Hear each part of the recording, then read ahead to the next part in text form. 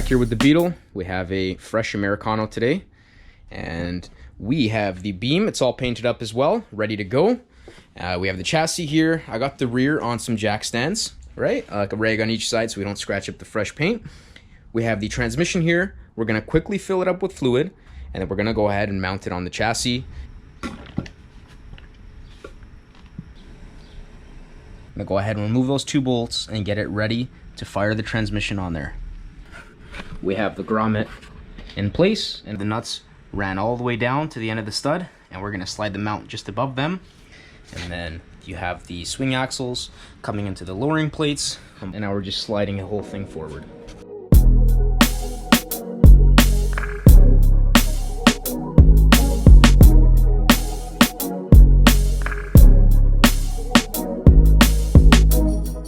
These are the bolts here. I just got a line of Loctite on them. So we're going to be installing a empi truss bar kit on this car. So now's the time to install these brackets. They go right here, just like that. It gets bolted on here. A bar with heim joints on it interacts with it here, bolts in, and then comes up to a crossbar that goes across. And basically it reinforces the frame horns here to the strut towers here. And so this prevents any sort of twisting of the frame horns with a high torque application. I'm gonna go ahead and fire these bolts in now with the bracket here so we don't have to take it off and reinstall them at a later time.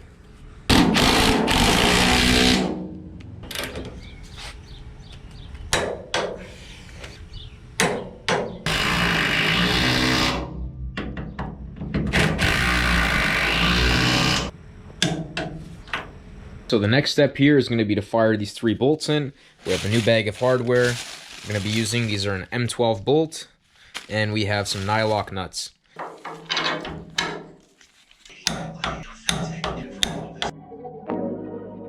going to go ahead and run a tap through these holes. We will fire in the bolts afterwards.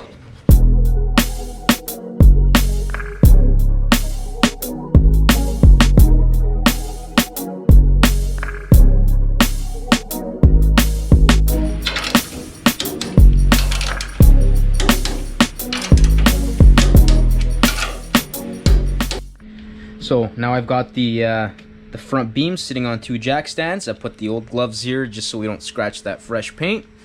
On the back side here, where the bolts come out, I went ahead and put a blob of grease inside each hole.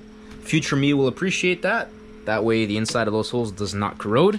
Here we have the shift rod. This is the end the shifter ball goes into. That's the rod there. On this back end, we have a new coupling made by empi.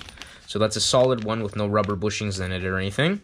So it goes in this way, this pin goes through this hole, and then on this end, there's a little grub screw, and that grabs that hole right there. So that attaches like so to that, and then this rides inside the tunnel. In order to install it, we install it through the front here, through this access hole. So we slide it right through the frame. There's a bushing just behind this entry point right there. That's the bushing there, and then here is the ring for it. So we'll do that, grease everything nicely. I've already run some memory cloth on this to take any surface rust off. Let's go ahead and install it.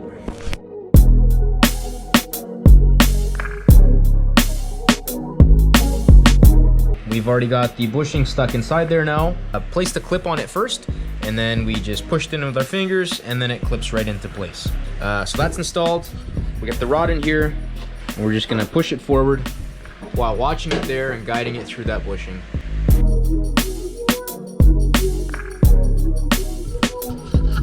So here we are. The rod is right there. You can see the bushing. Just about to slide into the bracket now. And then there's the rod there. So I found the trick with this is just tighten it up until you remove all the lash between these points, because this aluminum does crush as you tighten the bolt. So right now I have 0 lash between these ends. That's that. The only lash we have is the lash from the hockey stick inside the bushing of the transmission. There's always going to be a little bit. So I'm happy with that. Let's go ahead and assemble the shifter. Here we have a empi short shift kit. I'd already purchased this. I mean, I do plan on changing this setup and going with something a little nicer, but this is the factory shifter, and then just with the empi quick shift kit.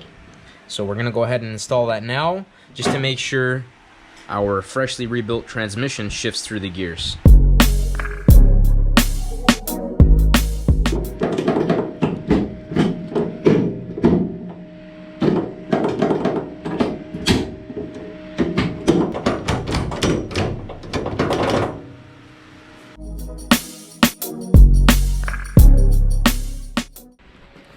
So according to the torque spec here, the rear axle shaft castellated nut between 215 and 255 foot-pounds of torque.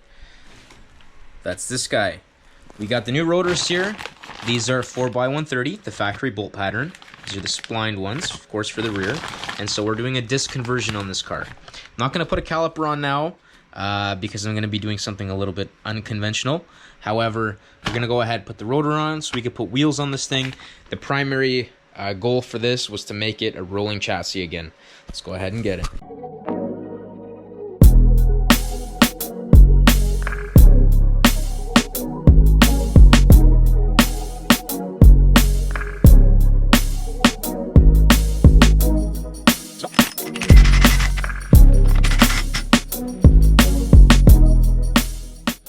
So here on the rear end of the car, we have the brake rotors bolted up.